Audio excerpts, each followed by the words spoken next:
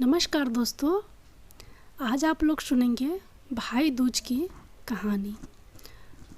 और भाई दूज की एक छोटा सा मैं गीत भी सुनाऊंगी।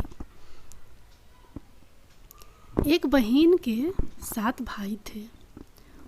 वह उन्हें बहुत प्यारी थी। उसका पति अपने माँ बाप का इकलौता बेटा था, जिसके होने पर की गई मनौतियों को पूरा न करने से देवता अप्रसन्न थे। क्रुद्ध होकर देवताओं ने पुत्र तथा पुत्रवधू को मार डालने का निर्णय किया। उस बहन को किसी तरह इसका पता चल गया। उसने भावी जीवन में आने वाली दुखों की कल्पना करके उपचार के तरीके सोचकर अपने भाइयों से ससुराल जाने की जिद की। यद्यपि वे बिना बुलाए नहीं भेजना चाहते थे, पर बहन के न मानने पर डोली सजाकर भेज दी। उसने अपने पास दूध, मांस तथा ओढ़नी रख दी। थोड़ी दूर जाने पर देवताओं के प्रकोप से डोली का रास्ता सांप ने रोक लिया। बहन तुरंत दूध सांप के सामने रखकर आगे बढ़ गई। थोड़ी दूर और आगे बढ़ जाने पर उस पर शेर झपटा तो उसने मांस फेंक दिया। शेर मांस में रुचि लेने लगा और कहार डोली लेकर आगे बढ़ गए। रास्ते में यमुना थी, जो जोहरी काहर डोली को यमुना से पार करने लगे। यमुना ऊंची लहरें उठाकर डोली को आत्मसात करने लगी। बहन ने ओढ़नी समर्पित कर यमुना की लहरें को शांत कर दिया। नववधू को बिना बुलाए घर पधारी पाकर ससुराल वाले आश्चर्य में पड़ गए।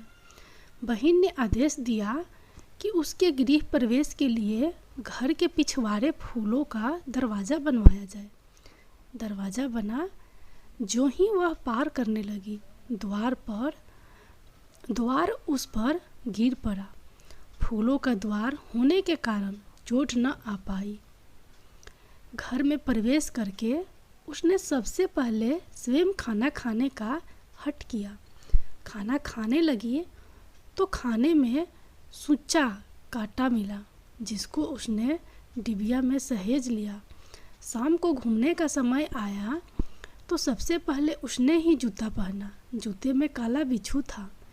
उसने वह भी डिबिया में सहेज कर रख लिया।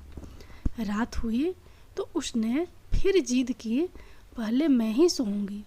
बहू का हर काम के लिए पहला करना यद्यपि किसी को अच्छा नहीं लग रहा था, पर परिस्थितिवश सब हो रहा था। सोने के कमरे में उसे काला नाग मिला। उसने उसे भी मारकर सहेज लिया। फिर पति को शैया पर सुलाया।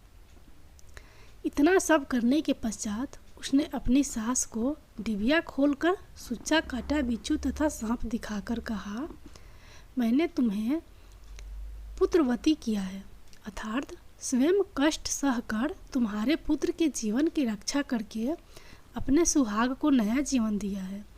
ये सब कष्ट देवताओं के रुष्ट हो जाने के कारण उठाने पड़े हैं। भविष्य में कभी मनौती मानकर पूरा करना ना भूलना। इतना कहकर 7 भाइयों की परम प्यारी बहन भाइयों के साथ पीहर लौट गई और सास ने देवी देवताओं का पूजन करके भाई बहनों के प्रेम की प्रशंसा तथा उनके सुख होने का आशीष दिया। अब आप लोग सुनिए भैया दूज की दूसरी कहानी। भैया दूज पर्व कार्तिक मास के शुक्ल पक्ष की द्वितीय तिथि को मनाया जाता है। इस दिन बहनें रोली एवं अक्षत से अपने भाई का तिलक कर उसके उज्जवल भविष्य के लिए आशीष देती है। भैया दूज की कहानी। भैया दूज के संबंध में पौराणिक कथा। सूर्य की पत्नी संज्ञा से 2 संतानें थीं, पुत्र यमराज तथा पुत्री यमुना। संज्ञा सूर्य का तेज सहन न कर पाने के कारण अपनी छाया मूर्ति का निर्माण कर उन्हें ही अपने पुत्र पुत्री को सौंप कर वहाँ से चली गई। छाया को यम और यमुना से अत्यधिक लगाव तो नहीं था, किंतु यमुना अपने भाई यमराज से बड़ा स्नेह करती थी। यमुना अपने भाई यमराज से कहा, प्रायः जाति और उनके सुख दुख की बातें पूछा करती तथा यमुना यमराज को अपने घर पर आने के लिए भी आमंत्रित करती, किंतु व्यवस्था तथा अत्यधिक दायित्व के कारण वे उसके घर न जा पाते। एक बार कार्तिक शुक्ल द्वितीया को यमराज अपनी बहन यमुना के घर अचानक जा पहुँचे। बहन के घर जाते समय यमराज ने नरक में निवास करने वाले जीवों को मुक्त कर दिया।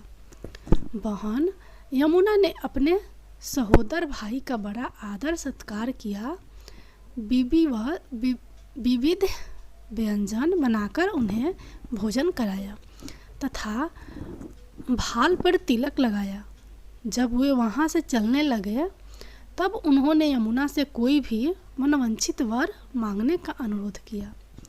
यमुना ने उनके आग्रह को देखकर कहा, भैया, यदि आप मुझे वर देना चाहते हैं तो यही वर दीजिए कि आज के दिन प्रतिवर्ष आप मेरे यहाँ आया करेंगे और मेरा आतिथ्य स्वीकार किया करेंगे। इस प्रकार जो भाई अपनी बहन के घर जाकर उसका आतिथ्य स्वीकार करे तथा इस दिन जो बहन अपने भाई को टीका करके भोजन खिलाए, उसे आपका भय न रहे। इसी के साथ उन्होंने यह भी वरदान दिया कि यदि इस दिन भाई बहन यमुना नदी में डुबकी लगाएंगे तो वे यमराज के प्रकोप से बचे रहेंगे। यमुना की प्रार्थना को यमराज ने स्वीकार कर लिया। तभी से बहन भाई का त्यौहार मनाया जाने लगा। भैया दूज त्यौहार का मुख्य उद्देश्य भाई बहन के मध्य सद्भावना तथा एक दूसरे के प्रति निष्कपट प्रेम को प्रोत्साहित करना है। भैया दूज के दिन ही 5 दिनों तक चलने वाले दिवाली उत्सव का समापन भी हो जाता है। इस दिन अगर अपनी बहन ना हो तो ममेरी, फुफेरी या मौसेरी बहनों को उपहार देकर ईश्वर का आशीर्वाद प्राप्त कर सकते हैं। जो पुरुष यम द्वितीय को बहन के हाथ का खाना खाता है उसे धर्म, धन, अर्थ, आयुष्य और विविध प्रकार के सुख मिलते हैं। साथ ही यम द्वितीय के दिन शाम को घर में बत्ती जलाने से पहले घर के बाहर 4 बत्तियों से युक्त दीपक जलाकर दीपदान करना भी फलदायी होता है। भाई दूज एवं रक्षाबंधन के बीच क्या अंतर है? भाई दूज एवं रक्षाबंधन दोनों ही भाई व बहन के बीच मनाए जाने वाले पर्व है। दोनों में पूजा करने के नियम भी लगभग समान ही हैं। रक्षाबंधन में बहनें अपने भाई की कलाई पर रक्षा सूत्र बांधती हैं, जबकि भाई दूज के दिन माथे पर तिलक लगाती हैं। भाई दूज पर मुख्यतः भाइयों का अपनी विवाहित बहनों के घर जाकर तिलक लगवाते हैं, जबकि रक्षाबंधन के दिन बहनें अपने भाई के घर आकर राखी या रक्षा सूत्र बांधती है। अब आप लोग सुनिए भाई दूज की बहुत ही सुंदर एक छोटा सा प्यारा सा गीत। यहाँ पर कमान हो भैया खेले ले हो शिकार, यहाँ पर कमान हो भैया खेले ले हो शिकार, वहाँ पर कमान हो बहिना रोदाना हो पासार, वहाँ पर कमान हो बहिना रोदाना हो पासार। का तो कमान हो बहिना रोदाना हो पासार, का तो कमान हो बहिना रोदाना हो पासार। बाबा के संपत्ति आए बहिना आधा देबहो बाट। बाबा के संपत्ति आए बहिना आधा देबहो बाट। बाबा के संपत्ति आए भैया तोहारा के हो बाढ़ो। बाबा के संपत्ति आए भैया तोहारा के हो बाढ़ो।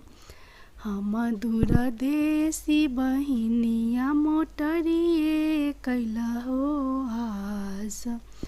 हम दूर देसी बहिनिया मोटरिए कैला हो आस। दोस्तों, ये गाना भाई दूज का कैसा लगा ज़रूर बताइएगा, और अच्छा लगेगा तो मेरा वीडियो को लाइक करना मत भूलिएगा और चैनल को सब्सक्राइब ज़रूर करिएगा। धन्यवाद।